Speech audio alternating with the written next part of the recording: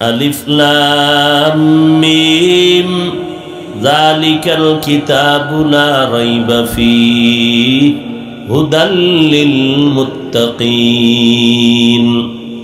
নবী তেলাওয়াত করতেছেন, আমি নামাজের পেছনে মুক্তাদি হিসেবে দাঁড়ানো।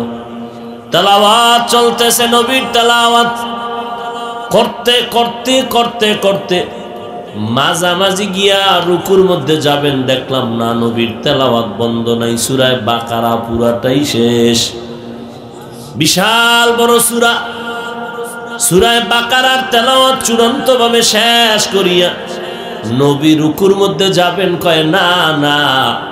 নবী আবার বিসমিল্লাহ বলে সূরা আলে ইমরানের তেলাওয়াত শুরু করলেন। কোন সময় নবী রুকুতে যাবেন, কখন নবী সিজদায় যাবেন অনুভব করতে পারি না, তেলাওয়াত চলতেছে। সূরা আলে ইমরান এটাও বড় সূরা, তেলাওয়াত চলতেছে। মধ্যখানে গিয়া নবী বোধহয় সিজদা রুকু করবেন না, পুরা আলে ইমরান সূরাটাও তেলাওয়াত শেষ করলেন। প্রথম রাকাতে শেষ করিয়া নবী রুকুতে যাবেন, কয় না, নবী বিসমিল্লাহ বলে সূরা নিসাও তেলাওয়াত শুরু করলেন। সূরা নিসা পুরাটা শেষ করলেন। নবী এত মোহব্বত করতেন আমার আল্লাহর কালামকে, নবী এমনি গ্যারান্টি দিয়া যায় নাই। নবী গ্যারান্টি দিয়া বলেছে, এই উম্মতেরা, কিয়ামতের আগে তোদের কোনোদিন বিপদ আসবে না যদি দুই জিনিস আমি মুহাম্মদের থেকে ধইরা রাখো। আমি নবী দুইটা জিনিস রেখে গেলাম, ধরে রাখ, কোনোদিন বিপদ আসবে না। এক নম্বরে কোরআন, দুই নম্বরে আমি নবীর আদর্শের সুন্নাত। কোরআন বুঝো না, আলেমের কাছে যাও, তাদের বন্ধু হয়ে থাকো। আমি নবীর এক প্রথম কাজ কোরআনের তেলাওয়াত। আমার অবর্তমানে আমি মুহাম্মদের দায়িত্ব যারা দুনিয়াতে পালন করবে, তাদেরও প্রথম কাজ হবে কোরআন শরীফের তেলাওয়াত। কারণ নামাজ পড়বে, ইমামতি করবে, তেলাওয়াত যদি শুদ্ধ না হয় নামাজ হবে না। অতএব এক নাম্বার কোরআনের তেলাওয়াত। দ্বিতীয় দায়িত্ব হলো উম্মতের কলব ধোলাই করা, অন্তর ধোলাই করা। একা একা সম্ভব না। বলে দলিল, দলিল হলো শব্দটাই দলিল, ইউজাক্কিহিম শব্দটাই দলিল। একা একা কখনো কলব সাফ হয় না অন্যের সহযোগিতা ছাড়া। কলব এমন একটা পাত্র, যেই পাত্রটা আর একজনের নজর না লাগলে কোনোদিন পরিচ্ছন্ন হবে না। এই জন্য আমি নবী উম্মতের কলব ধোলাই করতাম। এবার দায়িত্ব পালন করবে উলামায়ে আহলে হক সাদিকিন। তোমরা তাদের বন্ধু হইয়া থাকো। বলে কতক্ষণ থাকবা? কলবের মধ্যে গুনাহ যতক্ষণ যাবে না ততক্ষণ থাকবা। কলবটা পরিষ্কার হওয়া পর্যন্ত তোমরা আল্লাহওয়ালাদের সাথে থাকবা, সাদিকিনদের সাথে থাকবা। কিছুদিন থাইকা দূরে যাওয়া হবে না। 24টা ঘন্টা তার পেছনে সময় দাও। তার মোহাব্বত নিয়ে বান্দা তুমি সুন্নতের আমল করো, গুনাহ থেকে নিজেরে বাঁচাও। এটা যদি তোর তবিয়াতে ধরে না, এই জন্যই তো আমার আল্লাহ বলছে একটা মেডিসিন আগে ঢুকায় রাখ, তাকওয়া, আল্লাহর ভয়। আল্লাহরে যদি ভয় করিয়া চলো, তখন তোমার বয়সের ছোট মানুষটাকেও মানা তোমার জন্য সহজ হয়ে যাবে। আর আল্লাহর ভয় যদি না থাকে, তখন বড়দেরকেও সম্মান করার মন মানসিকতা আসে না। তখন বড়দের সাথেও বেয়াদবি করে, কারণ আল্লাহর ভয় নাই, জবাবদিহিতার চিন্তা নাই। আর আল্লাহর ভয় যখন অন্তরে আসবে, তখন বড় না ছোটদেরকেও মানার মতো অন্তর তৈরি হয়ে যাবে। বাচ্চাটা আগুন দেখলে ধরতে যায়, সাপ দেখলে ধরতে যায়। ওই বাচ্চা বুঝে না আগুন কি খতরনাক। মা ধীরে ধীরে কয় খবরদার আগুন পুড়ে যাবে, ভয় ভয় ভয়। সন্তান বুঝে না। বলতে বলতে বলতে বলতে একদিন হঠাৎ অন্তরে ঢুকে গেছে। সন্তানের অন্তরে যখন ঢুকলো আগুন একটা ভয়ঙ্কর, সাপ ভয়ঙ্কর। এখন বাচ্চা দেইখা দিছে দৌড়। মা কয় দৌড়াস কেন? কয় আগুন। এখন ঢুকছে অন্তরে। ঢুকার পরে এখন আগুন দেখলে দৌড়ায়, হাত দেয় না। আগে ধরতে যাইতো, আঙ্গুল ঘুরে ফেলাইছে দেড়টা। এখন যায় না কেন? অন্তরের মধ্যে ঢুকছে আগুন একটা ভয়ঙ্কর। ঠিক যেই জাহান্নামী মানুষগুলো গুনাহ করে করে বড় মজা পাইছে, এরা জাহান্নাম সম্পর্কে ধারণা নাই, এরা জাহান্নামের আগুনের তাপমাত্রার ধারণা নাই, আল্লাহর আযাবের কোনো ধারণা নাই। এরা যখন আলেমদের সাথে জুড়ে যাবে, আলেমরা যখন বলবে নামাজ পড় না হয় গুনাহ জাহান্নাম, ও বান্দা দাড়িটা লম্বা কর না হয় জাহান্নাম, মিথ্যা কথা বলা বন্ধ কর না হয় জাহান্নাম, এইভাবে জাহান্নামের বয়ান করতে করতে করতে করতে করতে করতে কলবের মধ্যে এমন একদিন ঢুকে যাবে জাহান্নাম বড় ভয়ঙ্কর। তখন আর হুজুরের লাগবে না, নিজে নিজে গুনাহ দেখলে গুনাহ থেকে পালাইতে শুরু করবে। এই জন্য সাদিকিনদের বন্ধু হও, আল্লাহওয়ালা, সত্যবাদী। বলে সত্যবাদী মানে শাব্দিক অর্থে না, শাব্দিক অর্থে তো হিন্দুও সত্যবাদী, এই সত্যবাদী না। বলে যার পুরা জীবনটা সততার উপরে চলবে, জমিনের মধ্যে সততার উপরে জীবনকে পরিচালনার মডেল হলো আমার রহমতের নবী, যার 63 বছর জীবনে কোনো মিথ্যার আশ্রয় নাই, যার আখলাকের মধ্যে কোনো ঝামেলা নাই, যার লেনদেনের মধ্যে কোনো ভেজাল নাই, যার ব্যবহারে কোনো মিথ্যা নাই, যার ধোঁকা নাই, কোনো ভেজাল নাই। বাইতুল্লাহ এমন একটা ঘর, যেই বাইতুল্লাহর কিনারায় নামাজ পড়লে একে 1 লাখ, যেই বাইতুল্লাহর দিকে নজর করলে নবী বলেন নজরটা দিয়া দোয়া করলেই কবুল। যেই বাইতুল্লাহর দিকে শুধু কেউ তাকায় থাকবে তাতেও সওয়াব। একজনে 13টারে জবাই করছে দিনে কইরা তরবারি ডারেল সহ, এক দৌড় দিয়া বাইতুল্লাহর এই আঙ্গিনায় ঢুকছে। বাইতুল্লাহ তো মনে করেন ছোট এক ঘর, একেবারে স্টেজ থেকে একটু বড়, 2-4টার মতো হবে, কিন্তু বাইতুল্লাহর এরিয়া অনেক বড়। আপনাদের সে নারায়ণপুর নাকি ওই বিশাল এরিয়া। 13 জনকে হত্যা করিয়া দিবালোকে ইচ্ছা করে হত্যা করছে, কোনো দোষ নাই। দৌড়াইয়া যদি বাইতুল্লাহর আঙ্গিনার এরিয়ায় ঢুকে, ইসলামের স্পষ্ট স্থায়ী আইন, কোন সরকারও তার দিকে বাঁকা নজরে তাকাইতে পারবে না। বাইতুল্লাহর সম্মান বাইর হইলে অনেক বর্তা বানায় ফেলা। বাইতুল্লাহর এরিয়ায় যতক্ষণ থাকবে, চোখ উল্টাইয়া তাকাইলেও গুনাহ হবে। এজন্য আল্লাহ কসম খাইছেন, ওয়াহাজাল বালাদিল, নিরাপদ শহরের কসম। এখানে আসলেই নিরাপত্তা, কোনো কিলাকিলি নাই। সব কিলাকিলি সোনার বাংলায়। কোথায়? কয় মসজিদের ভিতরে। কেন? কয় কার জানি বদনজর লাগছে, অভিশাপ লাগছে। যেই বাইতুল্লাহর কাছে গেলে কেউ জোরে আমিন কয়, কেউ আস্তে আমিন বলে, কেউ হাত ছেড়ে দেয়, কেউ হাত বুকে বাঁধে। কোনো দ্বন্দ্ব আছে? সোনার বাংলায় এত দ্বন্দ্ব কেন? কার অভিশাপ লাগছে বাঙালির কপালে? মসজিদের ভেতরে সালাম দেয় না, মুনাফেক সালাম দিলেও নেয় না। কেন? সমস্যা কি? সমস্যা? কয় পাস করলি। এরকম মুনাফেক আছে না নাই?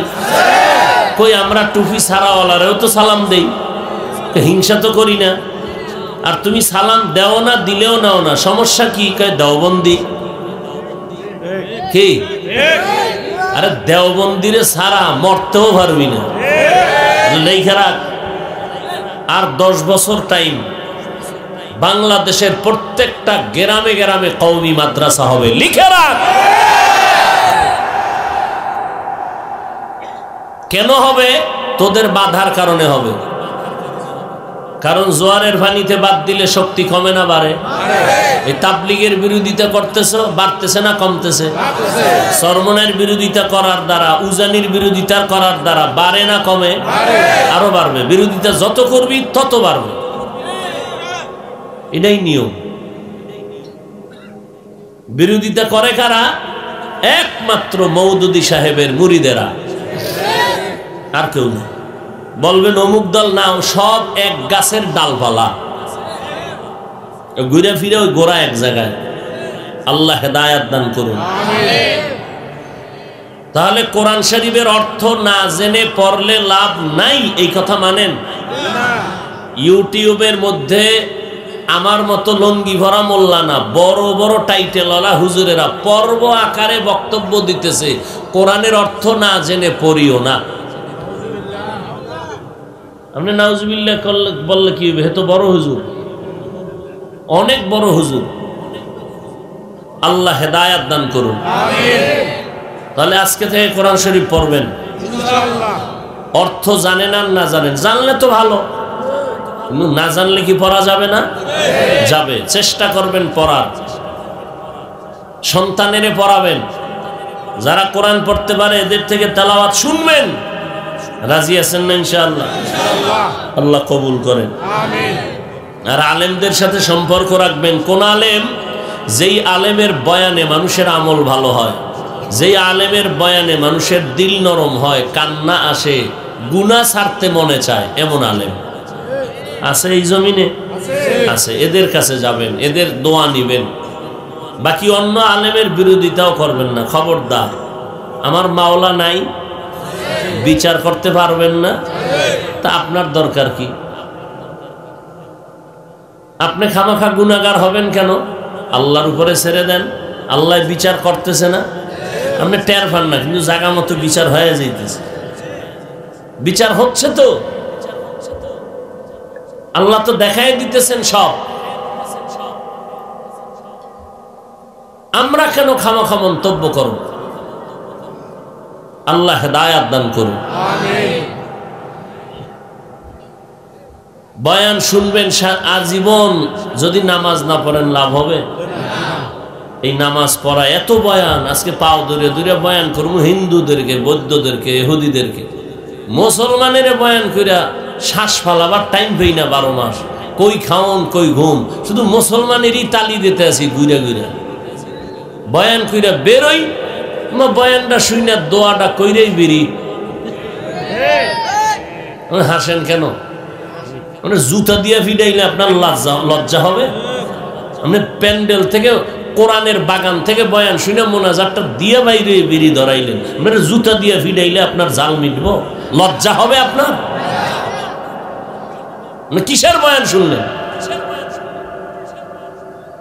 আল্লাহ হেদায়াত দান করুন।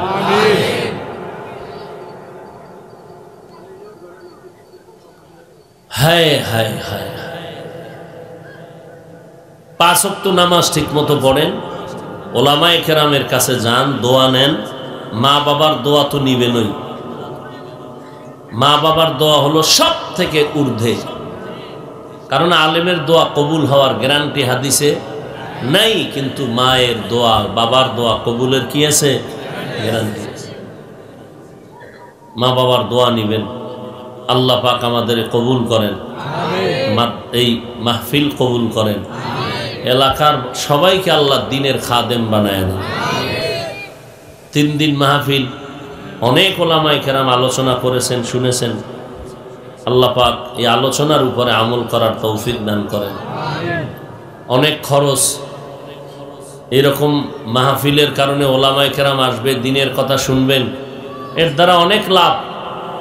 এই লাভের পেছনে একটু টাকা পয়সা খরচ করলেও লাভ।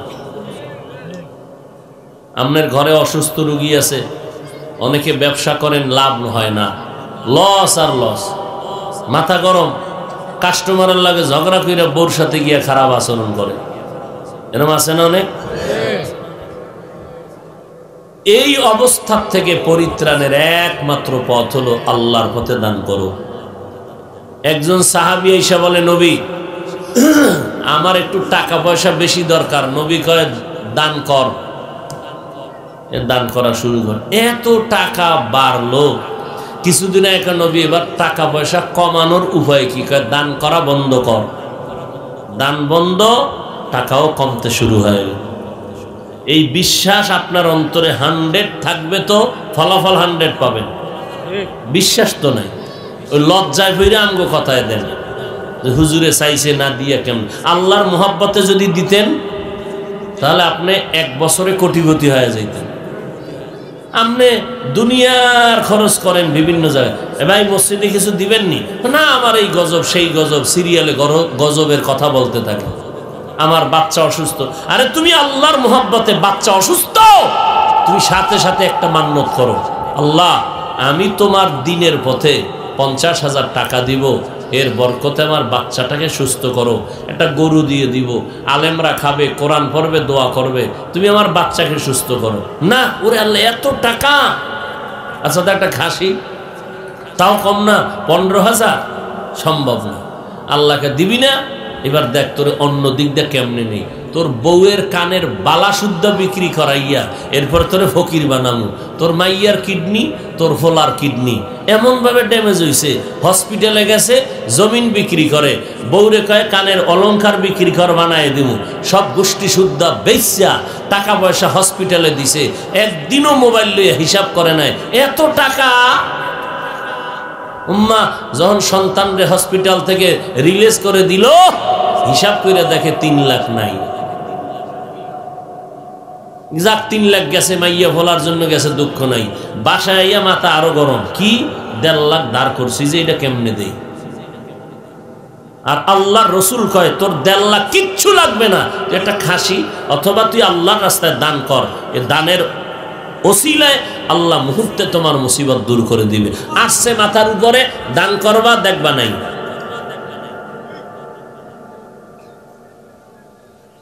এই দান করবেন কম বেশি, যখন যেখানে পারেন, গরিব, এতিম, অসহায়, যখন যেখানে পারেন দান করবেন। তবে আপনি যদি জানেন যে এই লোকটারে টাকা দিলে বিড়ি টানবে, যাই না শুনে এই বিড়ি টানার ক্ষেত্রে দান করা যাবে না। আপনার টাকা পাইয়া গাঞ্জা খাইব, ইয়াবার ট্যাবলেট খাইবে, এরপরে আড্ডা দিবে, এ যাই না শুনে আকাম করা যাবে। আল্লাহ হেদায়েত দান করুন। আপনাদের কাছে ব্যাগ নিয়ে যাবে, বিসমিল্লাহ বলে পকেটে হাত দিয়া 1000, 100, 500 যা পারেন আল্লাহর মোহাব্বতে দিবেন। রাজি আছেন ইনশাআল্লাহ? তবে আজকে বলি, এতদিন এই কাজটা না করলে এখন করবেন। টাকাটা যখন দিবেন আল্লাহর মোহাব্বতে নিজে নিজে তখন একটা নিয়ত করবেন, এখনই আল্লাহ এই টাকার বরকতে ব্যবসার এই সমস্যা দূর করে দাও। নিজে নিজে খেয়াল করবেন কি সমস্যা আছে, ওটা বইলা টাকাটা দিবেন। বিসমিল্লাহ মুখে বলেন, বইলা পকেটে হাত দেন, দিয়া টাকাটা যখন দিবেন নিয়ত করবেন কি বিপদে আছেন, আল্লাহ বিপদ থেকে উদ্ধার করো, এই নিয়তে নিয়ে দেন। আলহামদুলিল্লাহি রাব্বিল আলামিন, ওয়াসসালাতু ওয়াসসালামু আলা সাইয়্যিদিল আমবিয়াই ওয়াল মুরসালিন ওয়া আলা আলিহি ওয়া আসহাবিহি আজমাইন। ইয়া আরহামার রাহিমিন, ইয়া আরহামার রাহিমিন, ইয়া আরহামার রাহিমিন, রব্বিরহামহুমা কামা রব্বায়ানি সগীরা। ইয়া আল্লাহ আজকের মাহফিল কবুল করে নেন। 3 দিনের আয়োজন যারা করেছে তাদেরকেও কবুল করে নেন। আয় আল্লাহ এলাকার ঘরে ঘরে শান্তি দান করেন। আয় আল্লাহ যারা ব্যবসা করে, চাকরি করে, বরকত বাড়ায় দেন। আল্লাহ মা বোনদের পর্দানিশি আবেদা বানায় দেন, সন্তানগুলো নেককার বানায় দেন। আয় আল্লাহ সহিভাবে কোরআন পড়ার তৌফিক দান করেন। আয় আল্লাহ আমার যুবকদেরকে দিনদার বানায় দেন, 5 ওয়াক্ত নামাজি বানায় দেন। সারা দুনিয়াবাসীকে মাফ করে দেন। বাংলাদেশ শান্তির দেশ বানায় দেন। দেশের জন্য যারা জীবন দিল, মাফ করার চেষ্টা করে, কবুল করে নেন। প্রশাসনিকভাবে যারা কাজ করে দিনদার বানায় দেন। জনপ্রতিনিধির দায়িত্ব যারা পালন করে দিনের খাদেম বানায় দেন। আয় আল্লাহ আমরা যারা হাত তুলেছি, আমাদের মা, আমাদের বাবা, মুরব্বীরা যারা কবরে জান্নাতের বাগান বানায় দেন। আম্বিয়ায়ে কেরাম, সাহাবায়ে কেরাম, শুহাদায়ে কেরাম, আউলিয়ায়ে কেরাম, আসাতিজায়ে কেরাম, বিশেষ করে আমাদের মুরব্বী এই বাগিচা হযরত কুমিল্লার পীর সাহেব হুজুর দুনিয়াতে নাই। আয় আল্লাহ মেহেরবানি করে তার জান্নাতে মাকাম উঁচু করে দেন আল্লাহ। আয় আল্লাহ তার রেখে যাওয়া আমানত রক্ষার তৌফিক সবাইকে দান করেন। আয় আল্লাহ এলাকা কোরআনের আলো দিয়া আলোকিত করে দেন। সবার সিনায় হেদায়েতের নূর দান করেন আল্লাহ। রিয়া, হাসাদ, কিবির দূর করে ইখলাস দান করেন। চলার পথে ইজ্জতের সাথে হেফাজত করেন। সুন্নাতওয়ালা জিন্দেগি দান করেন। নবীজির মুহাব্বতে আমাদের দোয়া কবুল করে নেন। আয় আল্লাহ মুরব্বীদেরকে কবুল করে নেন। আয় আল্লাহ মোবাইলের গুনাহের থেকে হেফাজত করেন। আয় আল্লাহ মা বোনদেরকে আপনি কবুল করে নেন। আয় আল্লাহ আমাদের হায়াতে ইজ্জতে বরকত বাড়ায় দেন। অসুস্থ যারা কুদরতের হাতে সুস্থ করে দেন। আওয়াজের ভিতরে, কথার ভিতরে রুহানিয়াতে স্পষ্টতা বাড়ায়া দেন আল্লাহ। ইলম ও হিলম ও হিকমতে বরকত বাড়ায়া দেন।